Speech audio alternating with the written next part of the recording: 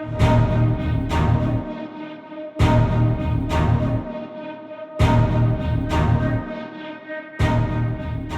morning, and welcome back to Cold Waters. I'm Captain Numpty, and today I'll be commanding the USS Shark, SSN-591. This is a skipjack class boat, and we are participating in the 1984 Cold Waters campaign. Now, my installation is very nearly stock. The only thing I've changed, well, two things I've changed actually. The only thing that's made an appreciable difference is I've changed the skipjack's top speed from 30 knots to 33. The other difference I've made is I've removed the Moss as standard weapon load for the type. Now, Mosses were, well, they were phased out in the mid-90s, but they were generally used for the SSBNs. The attack boats didn't tend to carry them, as I've been led to believe. Now, if I'm wrong, go ahead and let me know in the comments below. We have just been given one of those missions that, well, could be extremely difficult, and depending on the kind of interception that we have to run here, if this is a shallow water sink the tender mission, that's not fun. Well, we'll see. So, big yawn. Let's take a look. All right. So, replenishment, tankers and tenders, small enemy force at sea. One or two of these ships is expected to sail from Ashkelon momentarily for a rendezvous near the Greenland Sea. You are ordered to find and sink this group before it completes replenishment of enemy forces. Now, later on in the briefing, it reckons it's going to be resupplying enemy submarines. Now, if we bounce the target just right, it's an aviation term, but it works here, I think. If we're able to sneak up on the bad guys when they are rendezvousing to get resupplied, we can cause havoc in the enemy formation. Now, conversely, that does mean that we might be facing both surface and submerged enemy targets. And by target, most of these targets are going to be able to fire back. So that's not fun. Right, well, let's get stuck in.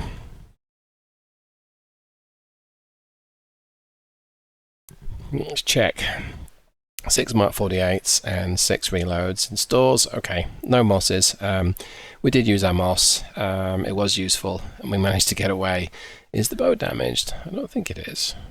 No, we've managed to avoid everything this time.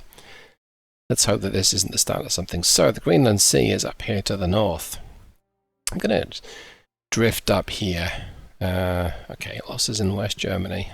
West Germany, greater than Soviet armor, keeps pushing the front line further into West Germany. Okay.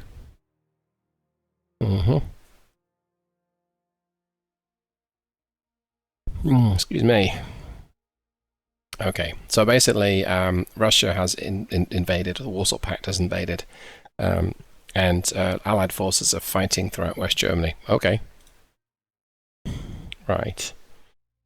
I think we'll loiter around about here, just a little distance off the Sosa line that runs between Andoya and Spitsbergen. And hopefully we'll avoid Soviet patrol aircraft, but we might not, so we might have to boogie on out of here. And we're really waiting for something to appear. A surface fleet ideally, or maybe submarines. And so far nothing. Let me adjust my headset. There we go. There's really not much going on, I can tell. Some patrols, quite a few patrols. They have a long way to go, to be fair. It's the most distant port. Yeah, there's something. Submarine. Okay, let's go and intercept these guys.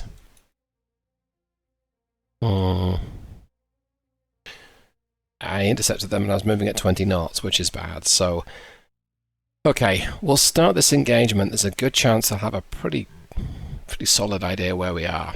So this might get pear-shaped very quickly, and I'm not sure whether it's a submerged or surface context. So, rig ship for ultra quiet. Let's see what happens. I actually told it to go to periscope depth. I don't think I want to do that, after all. Let's go ahead and aggressively get my speed down. There we go. Make turns for 5 knots. Maneuvering eye. And so far we've got nothing. Now we usually... Sonar new contact bearing 147 designated Sierra 1. We usually hear surface contacts. Come left to 092 helm I. Let's see, I'm going to turn more east to get a bit more of my towed array onto the target. It's going to help figure out what this is. That looks like a Foxtrot though. It's a submarine. Con sonar Sierra Okay. 1 is classified as submerged submarine. He's about 400 foot depth, so I'll match depth with him. Make depth 400 feet, dive I. The reason why I'm turning away from him is to put more of my flank, and well, I'll show you what I mean. Let's switch back to my view. So, here's me boat, head on. The towed array strings out right behind it, and so the microphones on the towed array, which are generally at least as sensitive as the ones on the boat, but they've got less noise around them, well, they're not able to detect anything in the dead ahead. And by turning Con helm steady course. away from him, we change the aspect ratio to be more like this. Now you have to imagine a long, like a kilometers long length of cable out the back, and it has a chance to listen to the enemy. Now I was deeper than him, so maybe this aspect ratio, and you do get a little bit of the towed array there. We're now at this aspect, okay, more or less. The clue here, look on the right hand side, bottom right, the sonar computer, their own ship, if we were using active sonar, would get 14 decibels. The passive sonar, that's typically the bow sonar in this case, we're getting 8 decibels, and then the towed array is now getting 15, so we're getting a pretty good audio signature from him from the towed array. He, however, he's not hearing me at all. Now, he might be moving at some speed. He may be moving maybe 10 knots, maybe that's why he's not picking me up as opposed to 5 or 4. He might be slowing down because his Dive at 400 feet, dive I. this pass is moving around. But let's switch back to the map view, and I'm going to accelerate time here. He's moving away from me, and he's moving quite quickly. That's probably why he doesn't get anything from me. Oh, now he's got he's turning. He's got his butt to me basically. So -50, -50. He's not going to hear anything. So I'm going to go ahead and launch. Con fire control. I lost the wire. Now there's a big risk here, and that risk is that there's another Come left to 050 helm I. there's another submarine out there, and or another contact. It may have just heard my launch. I also lost the wire, which means I can't guide it in. Bit disappointing there. Now I'm going to move northeast. I'm going to run to 20 knots, I think. Turns for 20 knots. Maneuvering I. Normally I'd just run at 15, Make depth 700 feet, dive I. because at 50, On helm steady course. 15 knots we still keep the wire. But that doesn't Maneuvering. Making turns for 20 knots. that doesn't matter right now. What I want to do is get a little bit of separation between myself and the torpedo, the point of its vector, its bearing essentially. Because if he detects that torpedo, he's likely to fire down the course that the torpedo came from. And if I don't change my course, I'm going to eat one in the face. Torpedo room, tube 4 ready. So instead, I've got about 500 yards separation. So what's the Foxtrot's got set 65s. They've got effective. I'm going to assume they have a 1,000-foot sensor. I think it's 880 yards. 880 yards. Call it a single. Dive at 700 feet, dive I. Call it a single square. Now, he may fire a spread, so it doesn't exactly get me out of the water, but what it does mean is it's easier for me to evade his counterfire. The simplest way to avoid a torpedo is not be in this section of ocean where it starts looking for you. Now I reckon that's about Well, it's over 1,000 Break yards. shift for ultra quiet. So we'll run to ultra quiet now. And I'm actually gonna... I'll get my depth back up to 400 feet, but I'll Passing 700 feet. do that close enough. I'll do it manually. As we slow down, so our microphone will become more and more sensitive. My torpedo's now gone active, so it's run out to 3,000 yards already. Passing And 600 feet. there's a chance that that the Foxtrot detected the launch and it changed its course. It notched my torpedo. Sonar regained contact on Sierra. Passing 500 feet. It notched my torpedo. Now it looks like he's still running east. I probably should have led this a little bit, but this torpedo has got a pretty good sensor range. It's a square and a half. That's good because this Foxtrot's gotten a bit of a distance away.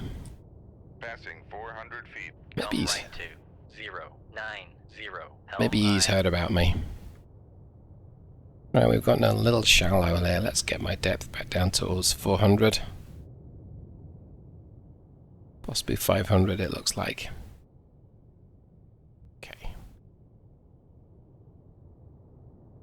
So the Mark 48, if he's still running from me, it may Passing well 400 feet. detect him and not be detected itself.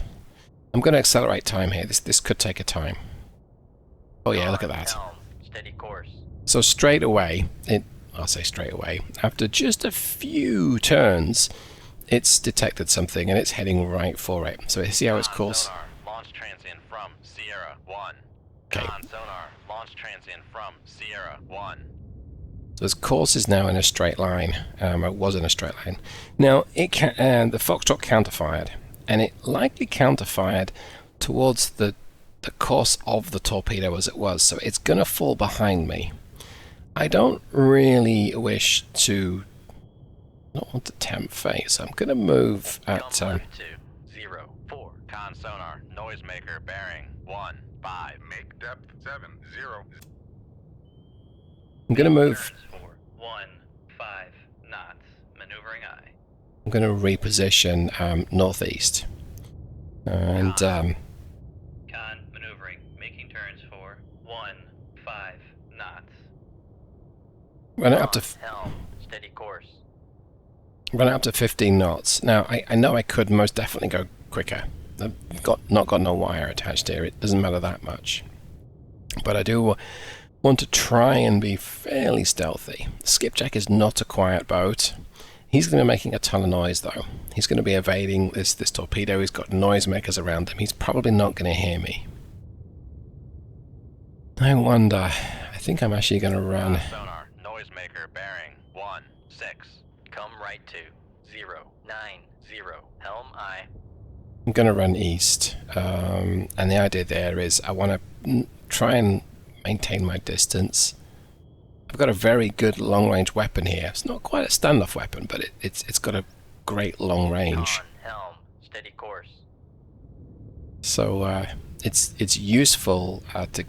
That said, it's useful to stay within a few thousand yards. Although it's also dangerous. Let's F3 and let's look at the weapons. Hey, we killed him. Last bearing 163. Contact breaking up. Okay, bit of a wheeze here, but let's F3. So, that is a torpedo swinging my way, and I see myself to the torpedoes, maybe 2 o'clock position. Well, maybe 1:30. Are there any more torpedoes?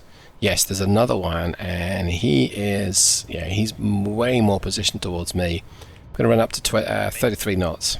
Make turns for 3 knots. Maneuvering Are there eye. any other torpedoes? No, just the 2. So this torpedo here that we're riding shotgun with, it's got a chance of detecting me. Now I've basically firewalled the throttle, cranked it up to full speed.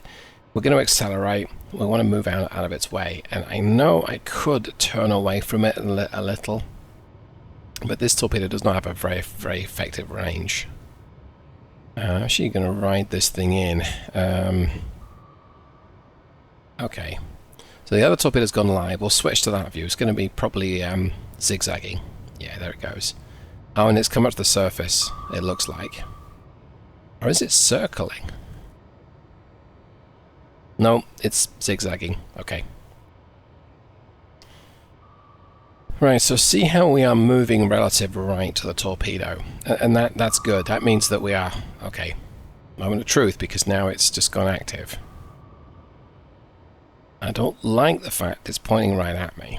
So switch back to my view. And let's watch.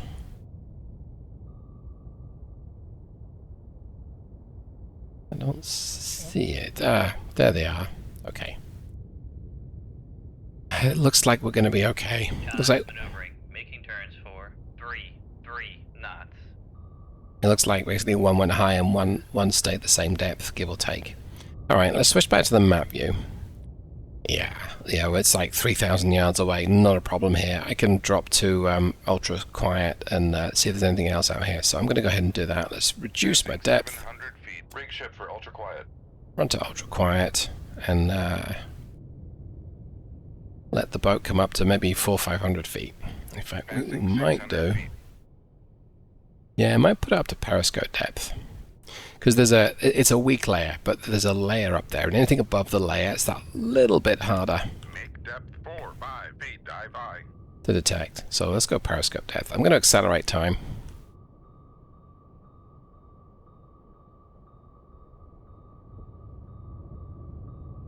So you see, this is actually quite a good object lesson. It's useful for me. So when the enemy detected me, it may have got a ping on me, and it may have been able to tell my approximate course, or it might have assumed he's broadside. I'm going to suppose he's going to be heading east and not west. And so if I had one torpedo was where I was at the time, and the other one is anticipating where I was going to be, Dive at 4, 5 feet. Dive high. I didn't change my course. Now I was doing 15 knots I think at the time. So I slowed down and then I sped up again, and now I'm sped up even more. I probably might have been okay if I hadn't have adjusted my speed the second time, but maybe not. Guess we'll never know. Right, let's pop the sensors up. Raise the radar mast.